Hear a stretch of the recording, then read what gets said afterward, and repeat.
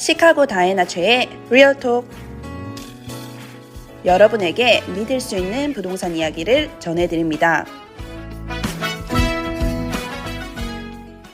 안녕하세요 여러분. 오늘은 시카고 부동산 투자에 대해 한 번에 정리해보는 시간을 가져보려고 합니다. 고금리 시대에 접어든 지금 어떤 유형의 부동산에 투자해야 될지, 또 언제가 진짜 좋은 타이밍일지를 고민하시는 분들 많으시죠? 그런 분들을 위해 오늘은 다음 3가지 포인트를 중심으로 꿀팁을 나눠보겠습니다. 첫 번째, 콘도, 멀티패밀리, 단독주택, 어디에 투자해야 될까? 시카고는 다양한 건물 유형이 공존하는 도시입니다.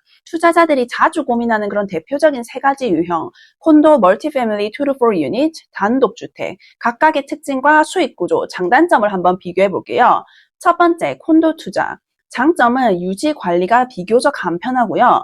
외부 유지 보수는 HOA 관리사무소에서 책임지고 눈치우기, 건물 외벽 수리, 공용 공간 청소 등에서 자유롭고요. 단점은 이제 HOA 비용이 매달 나가고 특히 렌트 제한, 렌털 캡이 있는 경우 임대가 어렵습니다. 어떤 빌딩은 전체 유닛 중에 일정 비율만 임대할 수 있도록 제한되어 있어 입주 전에 반드시 확인이 필요하고요. 부업으로 임대를 시작하려는 그런 바쁜 직장인 또는 처음 투자하는 분들에게 적합하다고 볼 수 있고요. 두 번째, 멀티패밀리 2-4 유닛 투자. 여러 유닛에서 렌트 수익이 발생하므로 공실 리스크가 분산되고요. 특히 한 유닛에 거주하면서 나머지를 임대하는 하우스 해킹 전략이 유효한데요. 단점은 건물 관리가 필요하며 세입자 간의 그런 갈등 조정, 유지 보수 요청 처리 등 손이 많이 가고요. 하지만 그만큼 수익성도 굉장히 높고요. 그래서 실거주 플러스 투자 목적을 동시에 고려하는 젊은 층 또는 이제 장기 자산 형성을 원하는 투자자에게 적합하다고 볼 수 있겠습니다. 이제 3번째, 단독주택 투자. 가치 상승률, appreciation이 높고 리셀 시장에서 수요가 꾸준한데요. 특히 학군 좋은 그런 지역의 단독주택은 재판매가 용이하고요. 공실이 발생할 시에 수익이 완전히 0이 될 수 있어서 유지 관리도 본인이 이제 전적으로 책임을 져야 한다는 그런 단점이 있습니다.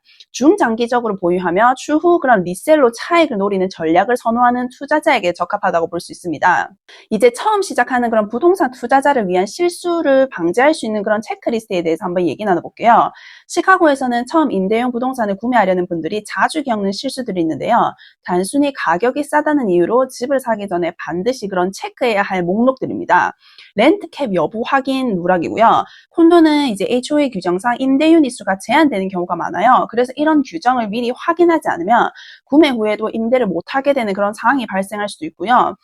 홈 인스펙션을 소홀히 한다는 부분. 오래된 건물은 전기, 배관, 지붕 문제 등 구조적인 문제가 있을 수 있어요.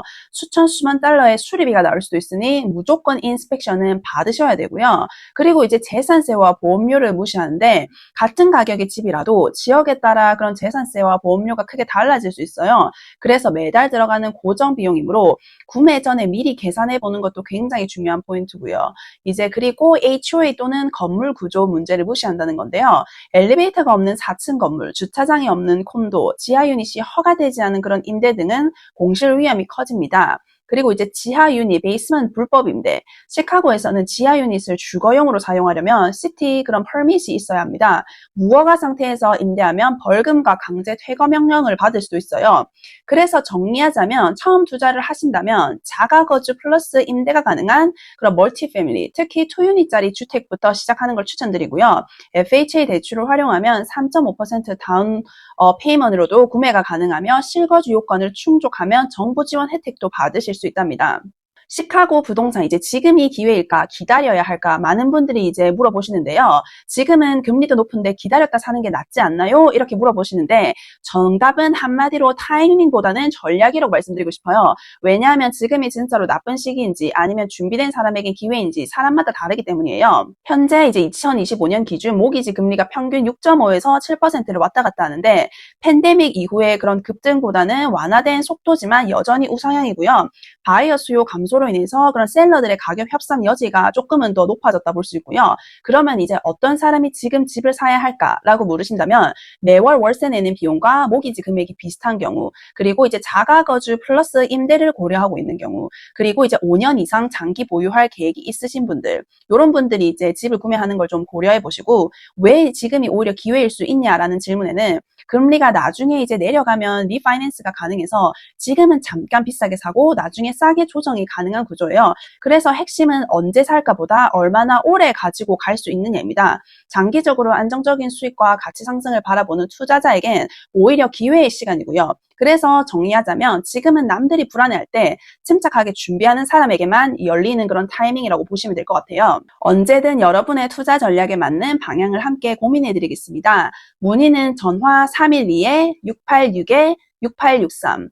312-686-6863 또는 문자, 카카오톡으로 편안하게 연락주세요. 오늘 이 방송이 여러분의 투자 여정에 도움이 되기를 바라며 다음 시간에 더 좋은 정보로 찾아오겠습니다. 감사합니다. 지금까지 시카고 다이애나 최의 리얼톡이었습니다. 집 사고 파는 일 누구에게 맡길지 고민되시죠? 리얼터 다이애나를 꼭 기억하세요.